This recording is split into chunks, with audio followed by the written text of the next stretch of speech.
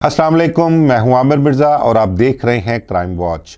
दोस्तों, तकरीबन 2 हफ्ते से ज़ायद का वक्त गुजर गया। एक डिफेंस में वाक़या पेश आता है। सेंट्रल ग्रुप ऑफ कॉलेजेस के जो ऑनर हैं मियां आदिल रशीद, उनका बेटा अहमद जवेद एक घर में डिफेंस फेज़ 9 में फायरिंग करके मार दिया जाता है। वो फायरिंग करने वाले लोग जो थे वो कौन थे, इस हवाले से वाक़े की वो जो वजूहात थी वो क्या हुई, क्या मामलात बने, ये तो पिछले कोई 2 हफ्ते से सोशल मीडिया पर बहुत चल रहा है।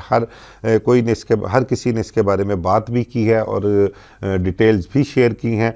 तो मैं इसके हवाले से आपको बता रहा था कि इस केस में जो अपना एक बहुत कोई अहम किरदार था कि 2 लड़कियों का नाम आ रहा था। एक गालबन कोई ज़ारो भट्ट और दूसरी जो थी वो महक लड़की थी।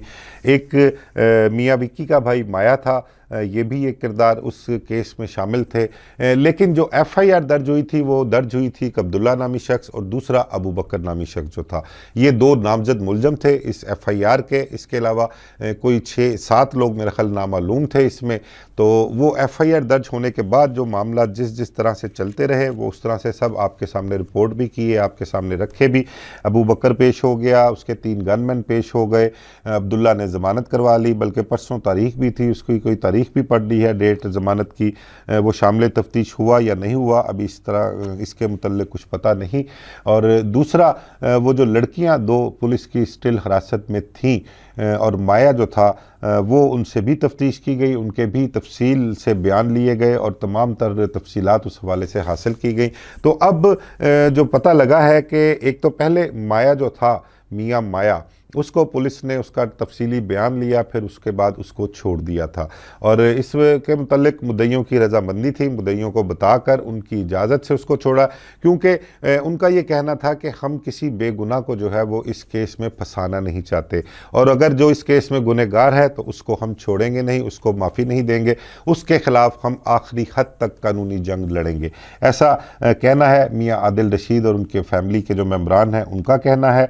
अब आपके साथ शेयर करूं कि ज़ारो भट्ट जो थी टिकटॉकर, जो अबू बकर की दोस्त थी और अबू बकर से उसका साल से ताल्लुक़ था।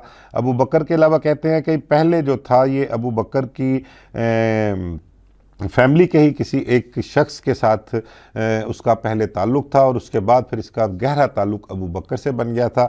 उस वाले से मैंने अपने पिछले व्लॉग में शेयर भी किया था कि ज़ारो भट्ट ने किस तरह से अबू बकर के साथ मिलकर लोगों को फंसाया, उनको फंसाना, उनको कह लें कि पैसे उनसे बटोरने, ये सारे मामला जो थे वो मैंने पिछले व्लॉग में शेयर भी किए थे। आपको ये भी बताया था कि इमामिया कॉलोनी वाली साइट पर एक डांस पार्टी हुई थी, वहाँ पर क्या कुछ हुआ था, डिफेंस वाले घर में क्या कुछ चलता रहा, और ज़ारो भट्ट के जो कह लें कि उसका एक्टिविटीज़ थी, उसके जो टिकटॉक पर लोगों को फंसाना, उनके साथ उनसे पैसे लेने, FIA का मामला, ये सारी चीज़ें मैं पिछले व्लॉग में आपके साथ शेयर कर चुका हूँ। तो अब ज़ारो भट्ट और वो जो महक लड़की थी उसको काफ़ी रोज़ से पुलिस ने अपनी हिरासत में रखा हुआ था। तमाम तर हालात उनसे पुलिस ने लिए, उनके बयानात भी लिए, और उसके बाद पुलिस ने ज़ारो भट्ट और उसको महक को भी छोड़ दिया है।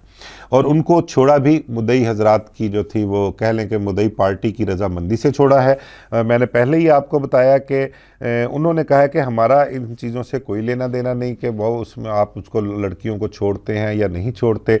हमारा सिर्फ मेन जो मकसद वो है कि मेरे बेटे को कत्ल करने वाले जो मेन मुलज़म हैं, जो वाकई मेरे बेटे के कत्ल में शामिल हैं, जिन्होंने उसको कत्ल किया है, हमारा मकसद सिर्फ़ और सिर्फ उनको सज़ा दिलवाना है। उनके ख़िलाफ़ कानूनी जंग हम लड़ रहे हैं और लड़ेंगे। और इसी हवाले से उन्होंने तमाम पुलिस अफसरान से भी कहा है, सोशल मीडिया पर भी आकर वो कह रहे हैं मुख्तलिफ प्लेटफॉर्म्स के ज़रिए से कि हमें सिर्फ मेरिट पर तफ्तीश चाहिए। तफ्तीश पुलिस अफसरान मेरिट पर करें और जो मुल्ज़मान हैं उनको गुनहगार लिखें और जो बेगुनाह हैं उनको बिल्कुल बेगुनाह लिखें। हमारा उससे कोई कंसर्न नहीं है, किसी के साथ हम अपने बेटे के कत्ल में ना ज़्यादती होने देंगे, और हमारी कोशिश ये है कि हमारे साथ भी ज़्यादती ना की जाए। उसकी वजह यह है कि मेरा मियाँ आदिल रशीद का कहना है कि मेरा इकलौता बेटा था, ठीक है, और उसको जिस तरीके से मारा गया उसका गुनाह ऐसा नहीं था, उसने ऐसा कुछ किया नहीं था, कुछ ऐसे महरक़ात नहीं थे कि उसको जान से मार दिया जाता। انہوں نے جو میں نے انٹرویو کیا تھا ان کا فرسٹ ٹائم، اس میں بھی انہوں نے کہا تھا کہ اگر کہ کچھ معاملات کی خرابی ہو گئی تھی، کچھ تلخی ہو گئی تھی، میرے بیٹے سے کوئی زیادتی اگر ہو گئی تھی تو اس کا جرم اتنا تو نہیں تھا کہ اس کی جان ہی لے لی جائے، اس کو مار پیٹ لیتے، اس کے پاؤں میں گولی مار دیتے، یار اس کی جان ہی لے لی، میری تو دنیا ہی اجاڑ کے رکھ دی۔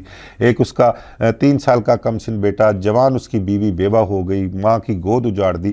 یہ ساری چیزیں جو ہیں وہ میاں عادل رشید نے شیئر کی، ڈسکس کی۔ تو اب زارو بٹ جو ہے اس کو بھی پولیس نے چھوڑ دیا ہے، لیکن چھوڑا اس کو اس شرط پہ ہے کہ اس نے کہیں باہر نہیں جانا، کہیں دور نہیں نکلنا، اور جب بھی پولیس اس تفتیش کے حوالے سے انہیں بلائے گی، اس کو اور وہ جو دوسری لڑکی تھی، ان دونوں کو کہا ہے کہ یہی شرائط جو تھی وہ میاں مایا کے لیے بھی تھی کہ دوبارہ اس تفتیش کے حوالے سے جب بھی انہیں بلایا جائے گا، جہاں ضرورت پڑے گی ان کو آنا پڑے گا، اور آ کر جو بھی بیانات ہیں وہ قلم بند کروانے پڑیں گے۔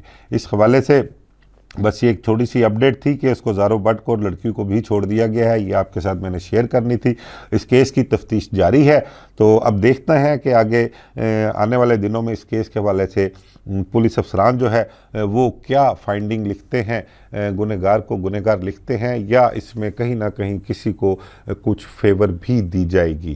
اب فائنڈنگ کے بعد ہی معاملات اصل سامنے آئیں گے۔ بہرحال مدعی میاں عادل رشید جو ہے وہ بڑے پر امید ہیں، انہیں اپنے پولیس افسران پر اور اپنے سسٹم پر بڑا یقین ہے، اور وہ پر امید ہیں کہ ان کے ساتھ کسی قسم کی کوئی زیادتی نہیں ہوگی۔ ان کے بیٹے کے قتل میں جو لوگ ملوث ہیں انہیں گنہگار لکھا جائے گا، اور عدالتیں انہیں سزا بھی دیں گی۔